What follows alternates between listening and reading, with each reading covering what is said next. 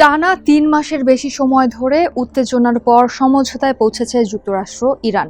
আগামী ১৯ জুন আনুষ্ঠানিক যুদ্ধবিরতি চুক্তিতে স্বাক্ষর করতে যাচ্ছে দুপক্ষ। যুক্তরাষ্ট্রের সঙ্গে হতে যাওয়া এই চুক্তিকে জনগণের কাছে বিজয় হিসেবে তুলে ধরার চেষ্টা করছে ইরানের সরকার, কিন্তু এই সমঝোতাকে ভালো চোখে দেখছেন না অনেকেই।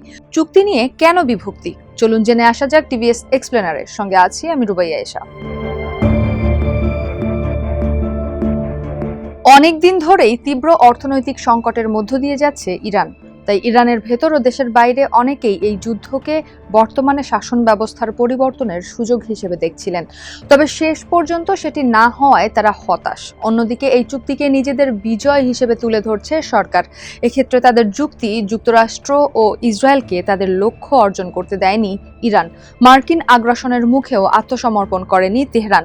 ইসলামী প্রজাতন্ত্রেও পতন হয়নি। সামরিক শক্তি দিয়ে পারমাণবিক কর্মসূচিও বন্ধ করতে পারেনি ওয়াশিংটন। এমনকি হিজবুল্লাহর সঙ্গেও সম্পর্ক ছিন্ন করতে পারেনি, যা ইরানের জন্য বিজয়। ওয়াশিংটনের সঙ্গে এ চুক্তিকে ইরানের সরকার জনগণের কাছে বিজয় হিসেবে তুলে ধরার চেষ্টা করলেও সবাই এতে একমত নয়। অনেকেই এই চুক্তিকে অর্থনৈতিক চাপের মুখে ইরানের শীর্ষ কর্তাদের নতি স্বীকার হিসেবে দেখছেন। কারণ দীর্ঘদিনের নিষেধাজ্ঞা, যুদ্ধ, মার্কিন নৌ অবরোধ, বৈদেশিক মুদ্রার সংকট ও লাগামহীন মূল্যস্ফীতিতে চরম চাপে ছিল ইরানের অর্থনীতি। সেই চাপই তেহরানকে ঠেলে দিয়েছে সমঝোতার পথে। তাছাড়া ইরানের পার্লামেন্টের কট্টরপন্থী সদস্য, সরকার ঘনিষ্ঠ গণমাধ্যম এবং সরকারপন্থী সমাবেশগুলোতে বারবার বলা হয়েছে যুক্তরাষ্ট্রকে বিশ্বাস করা যায় না। তারা আলোচনার আড়ালে আবারও হামলার প্রস্তুতি নিতে পারে। তাই ওয়াশিংটনের সঙ্গে যে কোনো সমঝোতা মানেই কট্টরপন্থীদের কাছে আত্মসমর্পণের শামিল।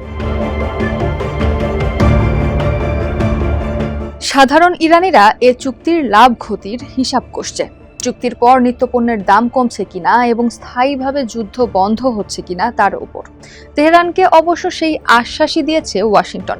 মার্কিন ভাইস প্রেসিডেন্ট জেডি ভ্যান্স জানিয়েছেন, সমঝোতার শর্ত পূরণ করলে নিষেধাজ্ঞা শিথিল এবং কয়েক বিলিয়ন ডলারের অর্থনৈতিক সুবিধা পাবে তেহরান, যার মাধ্যমে নিজেদের পুনর্গঠনের সুযোগ পাবে ইরান। তবে এর পরও ইরানকে নিঃশর্ত আত্মসমর্পণের হুমকি দিয়েও শেষ পর্যন্ত ইরানের সঙ্গে ট্রাম্প প্রশাসনের এ সমঝোতাকে জয় হিসেবে দেখছেন ইরানের সরকারপন্থীরা।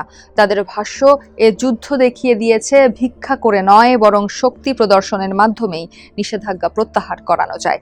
অন্যদিকে অধিকাংশ সাধারণ ইরানের মূল্যায়ন, এই চুক্তির সাফল্য কেবল স্লোগানের ওপর নয়, বরং যুদ্ধের পর বাজারে নিত্যপণ্যের দাম কতটা কমেছে, নিষেধাজ্ঞা শিথিলের সুফল সাধারণ নাগরিকরা কতটা পাচ্ছেন, ফের সংঘাতে না জড়িয়ে পরবর্তী পরিস্থিতি কিভাবে সামাল দিচ্ছে সরকার, সেটার ওপর নির্ভর করছে। ইরানের সরকার চুক্তিটিকে নিজেদের বিজয় হিসেবে তুলে ধরার চেষ্টা করলেও এ ব্যাপারে কিছু প্রশ্ন রয়ে গেছে। ইরানের সমৃদ্ধ ইউরেনিয়ামের ভবিষ্যৎ কি হবে? নিষেধাজ্ঞা কিভাবে প্রত্যাহার করা হবে? কি সমাধান হবে হরমুজ প্রণালী ও লেবানন ইস্যুর?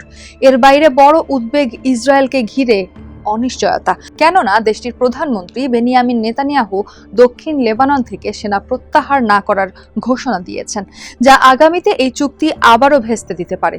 কেননা ইসরায়েল লেবাননে সামরিক অভিযান চালালে ইরানের ওপর পাল্টা প্রতিক্রিয়ার চাপ তৈরি হবে। সেই চাপই হয়তো ইরানকে ফের যুদ্ধের ময়দানে ঠেলে দেবে।